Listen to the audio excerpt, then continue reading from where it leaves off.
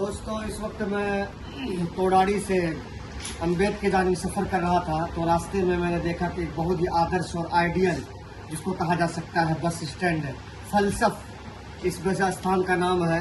माशाल्लाह इस स्टॉप पे सारी चीज़ों की सहूलत है। जो बुनियादी सहूलतों में से आप देख सकते हैं माशाल्लाह पानी का यहाँ पे एक फ्रिज भी रखा हुआ है जो पूरे पानी वाटर कूलर बनते हैं।